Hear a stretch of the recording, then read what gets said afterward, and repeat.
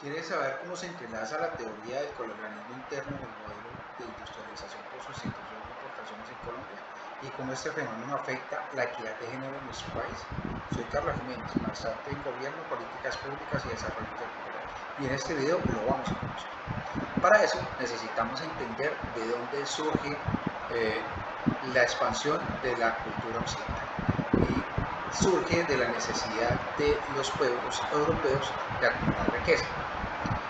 Ellos estaban en busca de nuevas rutas de comercio con Asia y por accidente llegan a América. Se encuentran con unos pueblos de aborígenes y grandes riquezas que necesitan llevar a Europa para empezar a comercializar. Esto trae consigo que los pueblos y aborígenes sean explotados, que se les inculquen nuevos patrones culturales, que se creen unas jerarquías raciales donde el blanco europeo es superior, ¿sí?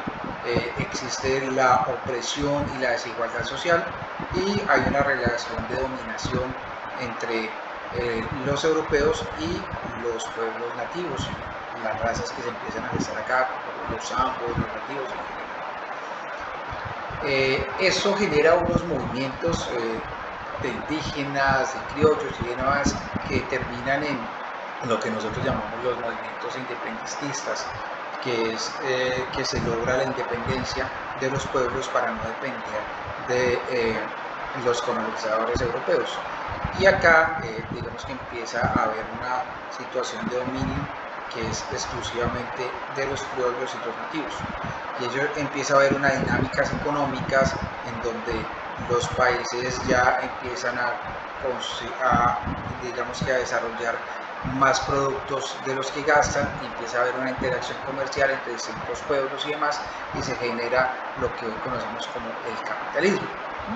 El capitalismo es otro eslabón más de la cultura occidental, digamos que es el avance de la colonialidad y que se convierte en un modelo económico en donde ya no se busca la riqueza simplemente de los bienes y los predios, sino se busca la riqueza monetaria.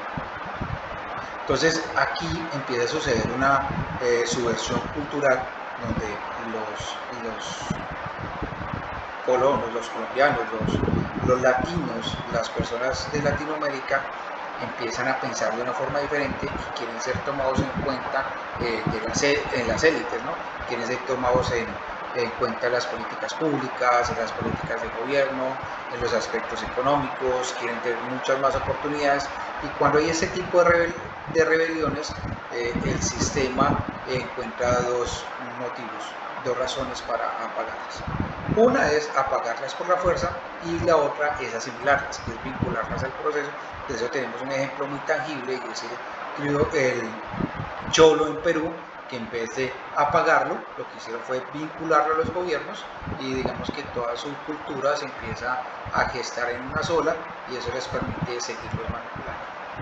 Perfecto, entonces ya con eso llegan con el desarrollo y la globalización llegan algunas políticas extranjeras como el modelo de exportador en el cual nosotros vendemos todos nuestros recursos naturales y la idea de los gobernantes es venderlos para crear divisas y así empezar a construir una dinámica y poder desarrollar la economía local, pero eso tiene pues grandes problemas porque la economía local, digamos que los productos que nosotros vendemos son muy baratos y los productos que importamos son muy caros y además existen unos patrones de mando a nivel nacional que dicen los productos importados tienen que tener un precio y obviamente Latinoamérica sigue siendo el más perjudicado en eso.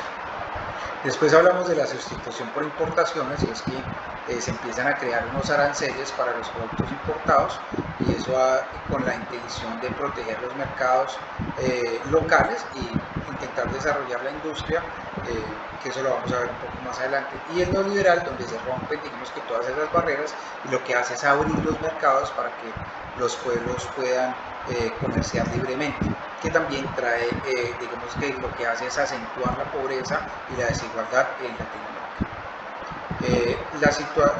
La sustitución de importaciones en esencia pues es una idea muy buena y lo que piensa es crear una protección arancelaria que permita desarrollar la economía de los municipios.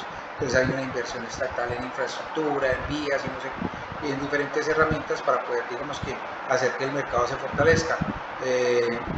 Hay creación de empresas estatales, digamos que lo que se busca es facilitar que el mercado local sea mucho más fuerte para poder empezar a exportar, ¿cierto? Pero eso fracasa porque hay una ineficiencia en la competitividad local, seguimos importando mucho más artículos que los exportamos y los artículos que exportamos son mucho más baratos, sin contar que las exportaciones de nosotros son muy básicas y primarias y estamos importando tecnología que es mucho más cara. Entonces eso trajo un déficit fiscal y una deuda externa. Trajo también que la corrupción hiciera pues que las normativas y todos los aranceles y los beneficios fueran para los grupos, digamos que de las élites, mientras que las pequeñas industrias no fueron favorecidas. Y eso lo que hizo fue que no se pudiera desarrollar correctamente. Fue un fracaso.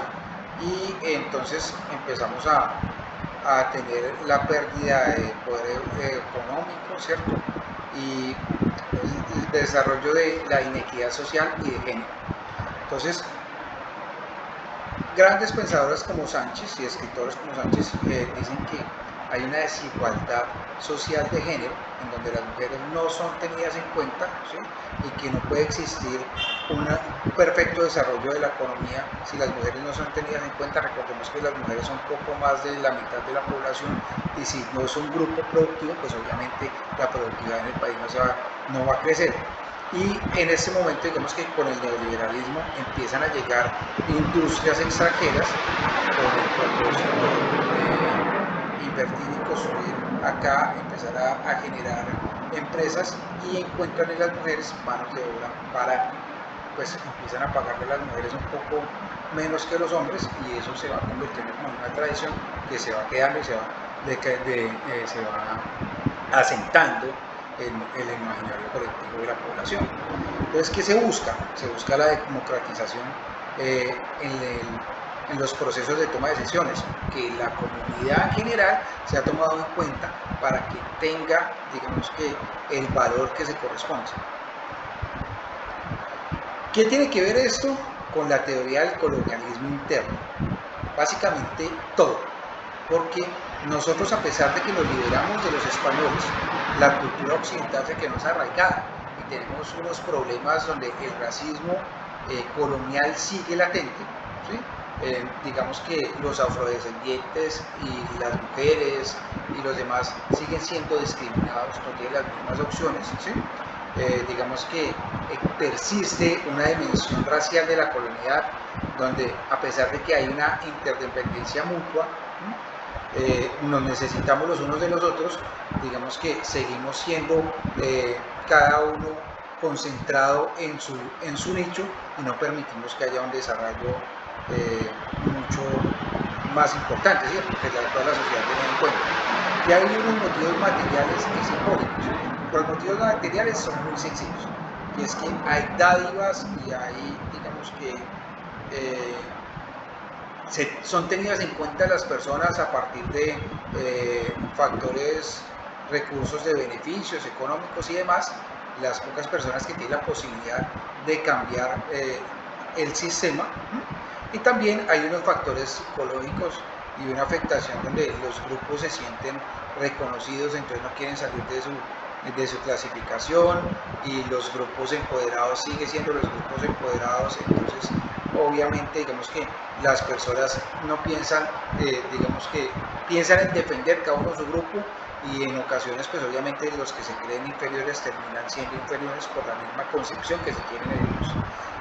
Hay una clasificación axiológica, un sistema de valoración jerárquico en el cual el blanco digamos que sigue viendo la visión de que hay unas personas superiores en la población, y eso trae un impacto en la dominación y la explotación colonial, pero interna en la actualidad.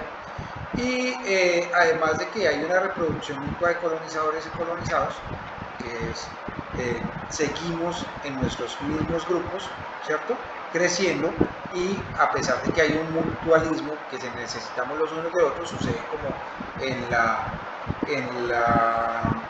colonialidad, en la globalización, en todo lo que tiene que ver con la industrialización, que los países del primer mundo siguen dependiendo de los países del segundo del tercer mundo, pero pues digamos que no intentan vincularlos, a pesar de que ellos son los países industrializados, los dejan relegados, así lo necesitan.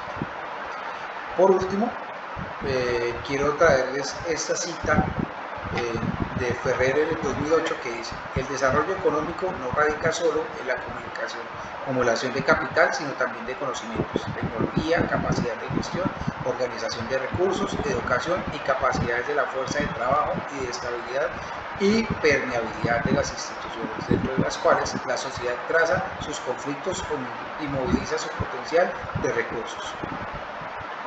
Lo que nos indica que nosotros estamos concibiendo el desarrollo de un país a partir del sistema económico, pero acá lo que importa es el bienestar.